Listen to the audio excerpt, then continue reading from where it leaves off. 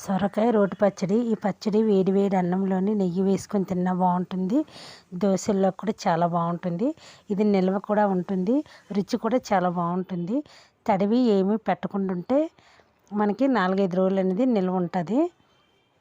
ఆనపకాయ ముక్కలన్నీ తీసుకుని చెక్కు తీసి ముక్కలు కోసి ఉంచుకోవాలన్నమాట. ముదిరిపోయిన ఆనపకాయలు చాలామంది పడేస్తూ ఉంటారు. పడేయక్కర్లేదు, పచ్చడి చేసుకుంటే చాలా బాగుంటుంది. కొంచెం ఆయిల్ అనేది పెట్టి పలుకులన్నీ వేయించుకోవాలి. మీ దగ్గర పలుకులు లేకపోతే నువ్వులు వేసుకోవచ్చు. నువ్వుల ప్లేస్లోని శనగపప్పు కూడా వేసుకోవచ్చు.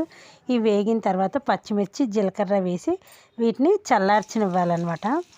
ఈ ఆయిల్లోనే ఇంకొంచెం ఆయిల్ వేసి ఆనపకాయ ముక్కలు వేసి ఇవి కూడా దోరగా వేయించుకుందాము. ఇవి వేగిన దాంట్లోనే ఒక 2 టమాటా ముక్కలు అనేవి వేసుకుంటే బాగుంటుంది. ఇవి కూడా బాగా మగ్గనివ్వాలన్నమాట. ఈ మగ్గుతూ ఉంటాయి. మనం మిక్సీలో వేసాం కదా పలుకులు గట్ట, అందులోని 2 వెల్లుల్లి డబ్బలు, కొంచెం చింతపండు, కొంచెం సాల్ట్, పసుపు వేసి మనం గరగ్గా మిక్సీ పట్టుకోవాలన్నమాట. వేడిగా ఉన్నప్పుడు ఏది మిక్సీ పట్టకూడదు. పడితే పచ్చడి అనేది పాడైపోతుంది. చల్లారిన తర్వాత మిక్సీ పట్టుకోవాలి. ఇలా మిక్సీ పట్టుకున్నవి పక్కన ఉంచుకోవాలి. ఆనపకాయ ముక్కలు టమాటాలు కూడా వేగాయి. ఇవి కూడా బాగా చల్లారనిద్దాం.